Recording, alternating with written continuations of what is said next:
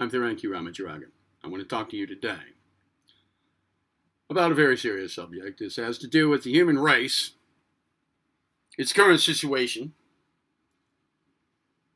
and its future, as well as the evolvement of the race, as well as the evolvement of the greater solar system, galaxy, universe, cosmos, hopefully in accordance with universal will.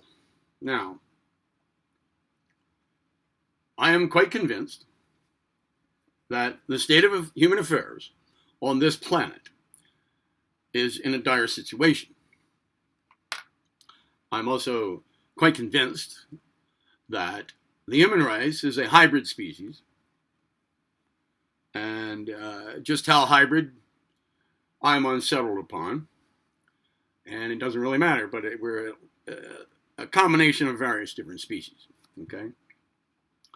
I believe also that at some point in our evolvement, however you want to take that word, here on this planet, we have been bred or genetically manufactured into being a slave race long ago, thousands of years ago. And we have been under the domination of various bloodline families around the world for a very long time, who have attempted to control us, and particularly to enslave us, and by means of, in large, if not just physical enslavement, consciousness hijacking. That's what I call it, consciousness hijacking, or control of our minds. Government. Govern meaning to control, and ment coming from, I believe, an ancient, a Greek word, mente, or mentation, mental, mentality, etc. Ment, mind control, government, mind control.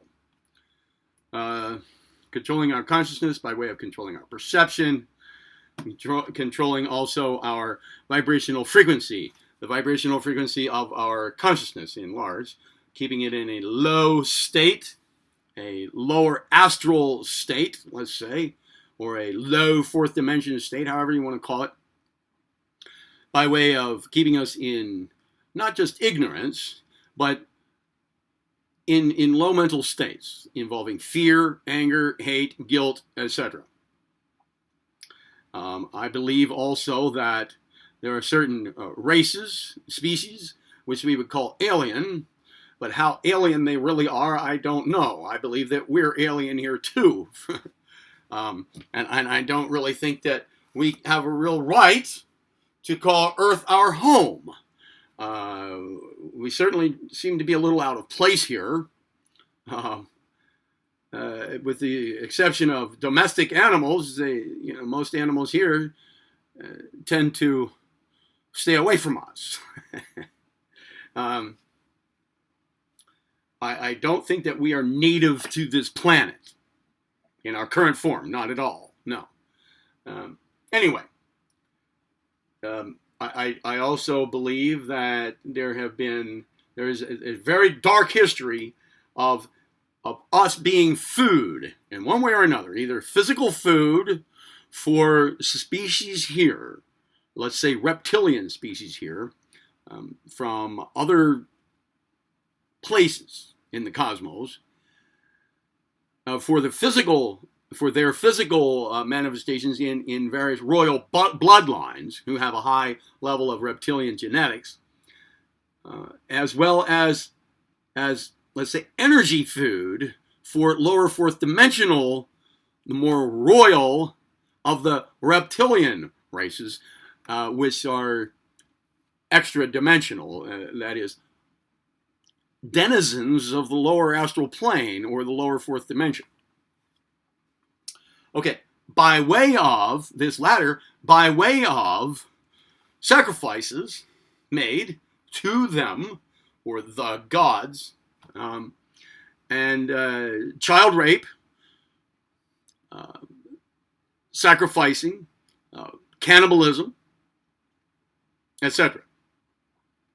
It's rampant. It's always been rampant, especially among our people in high political positions, people in entertainment, the media, high-level people in entertainment, high-level people in media, high-level people in medicine, in just about every social institution that we have. Now, I posted a video here, I forget what it was called, recently, saying that we have a right to protect our species, our children. Okay, so while it is the case that other species have a right to feed, such as any species does, it has a right to feed, and it may feed on other species, okay, in the animal kingdom, let's say. We have a right to protect ourselves from being fed upon. And while reptilians, let's say, of whatever dimension, whether physical or not, whether here on this planet right now or not, they have a right to feed too. But we have a right to preserve our own species, to protect our own young, and to prevent ourselves from being fed, to being turned into food, one way or another, okay? We consider it a vile thing if one person cannibalizes another. In large, we do. We consider it that. It might not be illegal everywhere, but it's considered vile. We don't like it when other people prey on our children sexually, or drink their blood, or hack them apart in satanic rituals, or any other way. We get offended at that, and rightly so. But then again, we eat veal, the babies of cows. I think that's a little offensive to the cow. And I have suggested in other videos that perhaps if we don't like it, then maybe we shouldn't do it. And one species is as good as the next, pretty much, right?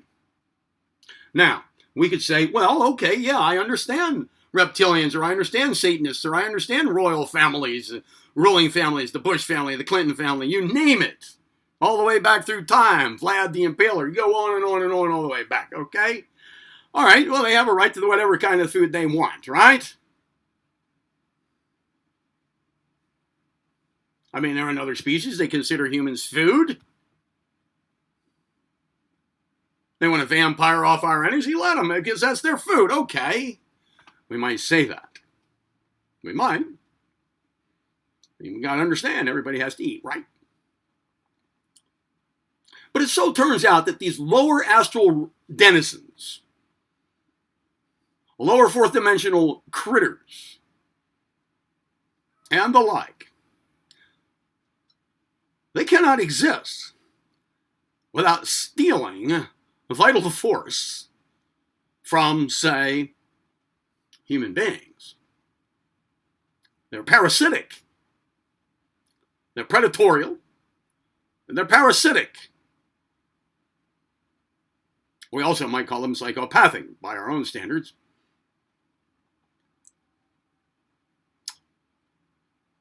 They must feed off us. This is why they do. They must, because they, being low fourth dimension or low astral plane entities, are pretty much cut off from the source of life force itself. They're cut off from the higher planes, the set of higher planes. They are cut off from the life principle itself. They are cut off from cosmic universal prana themselves. We're not. We don't have to steal it. We don't have to cannibalize it from other species. But they do. And we're their food. We are their slaves. Whether we consider this to be a prison planet or not, so what if we can't see the bars? It still is for us. We may even be trapped into reincarnation cycles here. The entrapment goes beyond just the physical plane here in this part of our life cycle. It has to do with the astral plane of this earth too. And we're part of it.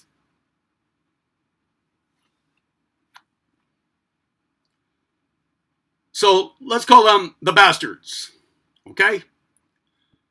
If they have cut themselves off one way or the other by refusing to themselves evolve, that's not our problem, you see. If we have to be their life force, their life source, if our life force is their life source, screw them. I'm not saying I understand the whole cosmic plan. Perhaps they're more important in it than we are. I don't know.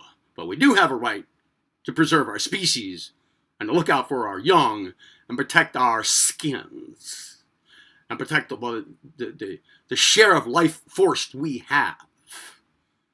We don't have to let others vampire off us just because they have no other source of food.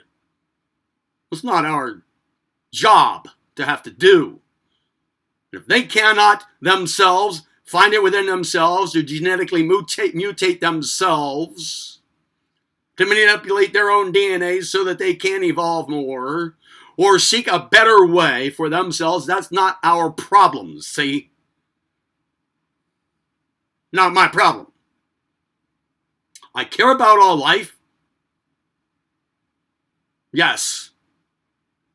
But I also don't like, let's say, termites eating my house. See?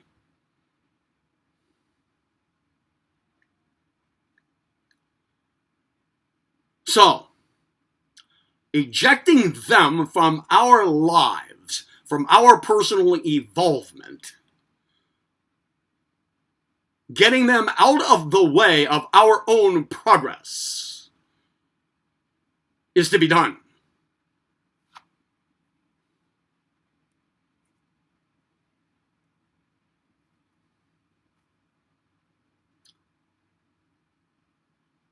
Don't do it because you think you know what's best for the universe, or because you think that's the right thing to do. Just do it because you have interest in the involvement of the cosmos. And as long as one species is predator upon another, simply because it has cut itself off from the source of life itself, do it because you care about that. Do it because perhaps you believe it is universal will for all species to evolve without having to vampiristically, parasitically, pathologically, and predatorially feed off others and withhold those others' own evolvement for their purposes. No. Do it because you believe in the evolvement of the entire cosmos itself. And where all species can evolve is the best case scenario, I believe. And where there is one that's holding it back, at least we can get them out of our own way, out of our own picture, so that we're not held back. The establishment of true selfhood and the dissolution or decrystallization of the false ego structure is vital for this, for us. Is vital. Also, the abolishment of fear from our emotional constitutions, from our thinking, and even from our vocabulary, perhaps, would be a pretty good idea. Because that is one of the low-level vibrational frequencies that is energy food for them.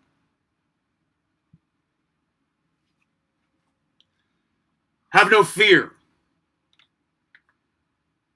Do not hate. Wipe it out. Polarize it. Get away from guilt, hatred, fear. Establish true selfhood. And learn how to eject, and disattach your entity attachments that you may have riding on your back. Those are 3 pretty good things to work on, don't you think? And don't fall for the New World Order. It's one of their plans. It's one of their schemes. Don't fall for grand hoaxes, such as those that may come into being or instantiate here very soon by way of NASA's Blue Beam Project, for example, a fake alien invasion, a fake second coming of Christ. Don't fall for this stuff. Educate yourselves. Become aware of the environment in which you are attempting to navigate and evolve. Become aware of the things that hold us back. Get rid of them. Don't let them in. Establish true selfhood. Control your emotions. Positively polarize your constitutions. Those are some good places to start. And perhaps stop cannibalizing on the animal kingdom yourself when you have when you pack your lunch for work. Be an example of the way you want to be treated on this planet, in this solar system, in this galaxy, in this dimension, in other dimensions, throughout your entire life cycle, throughout the entirety of the existence of your being, our collective being, and all life within the cosmos, the entirety of cosmic evolution. I am Theron Q Ramacharaka, and be well.